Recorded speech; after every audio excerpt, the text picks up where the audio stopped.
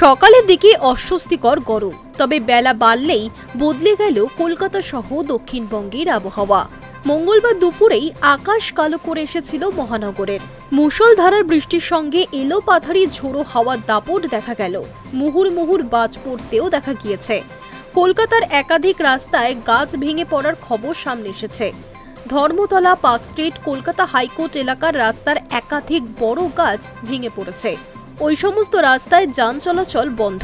দুপুরের প্রবল বর্ষণে মহানগরের জনজীবন ব্যাহত হয়েছে। খাতায় কলমে বর্ষা এসে গিয়েছে বাংলায়। উত্তরবঙ্গের পার্বত্য জেলাগুলিতে প্রবল বর্ষণ হচ্ছে বেশ কিছুদিন ধরে। কমলা সতর্কতা জারি করা হয়েছে সেখানে। তিস্তা, তোরসা, বালাসন সহ অন্যান্য নদীগুলিতে জলস্তর বাড়ছে। কলকাতা সহ দক্ষিণবঙ্গে ধারাবাহিক বর্ষার বৃষ্টি এখনও সেভাবে শুরু হয়নি, তবে মাঝে মধ্যেই মুষলধারায় বৃষ্টি দেখা যাচ্ছে কলকাতা সহ দক্ষিণবঙ্গে। মঙ্গলবার দুপুরে কলকাতায় প্রবল ঝড় বৃষ্টি দেখা গেল। সকাল থেকেই অস্বস্তিকর গরমে হাঁসফাঁস অবস্থা ছিল মহানগরের, তবে দুপুরের পরই আকাশ কালো করে আসে। কিছু সময়ের মধ্যেই শুরু হয়ে যায় প্রবল বৃষ্টি। কার্যত প্রকৃতির রুদ্ররূপ দেখা গেল কলকাতায়। বেলা 2:30 থেকেই মুষলধারায় বৃষ্টি শুরু হয়। পাশাপাশি মুহুর্মুহুর বাজ পড়তেও দেখা যায়, সঙ্গে প্রবল দমকা ঝোড়ো হাওয়া।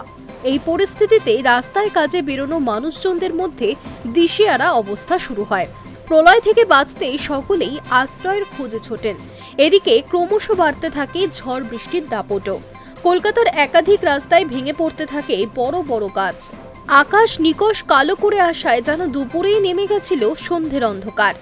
রাস্তায় যান চলাচলও বেশ কিছু সময় থমকে গিয়েছিল। জানা গিয়েছে, ধর্মতলা, পার্ক স্ট্রিট এলাকায় একাধিক বিশাল গাছ ভেঙে পড়েছে। ফলে ওই সমস্ত রাস্তায় যান চলাচল বন্ধ। কলকাতা হাইকোর্ট চত্বরেও বড় গাছ ভেঙে পড়ে দাঁড়িয়ে থাকা একাধিক গাড়ির উপর। ময়দান চত্বরেও গাছ ভেঙে পড়ার খবর পাওয়া গিয়েছে। কলকাতায় 30 থেকে 40 কিলোমিটার বেগে ঝোড়ো হাওয়া বয়ে গিয়েছে বলে আবহাওয়া দপ্তরের প্রাথমিক খবর। কলকাতায় শুধু নয়, হাওড়া, হুগলি, উত্তর ও দক্ষিণ 24 পরগনা, নদিয়াতেও ভারী বৃষ্টি হয়েছে। জেলাগুলিতে প্রায় 40 থেকে 50 কিলোমিটার বেগে ঝড় হয়েছে বলে খবর। I news network.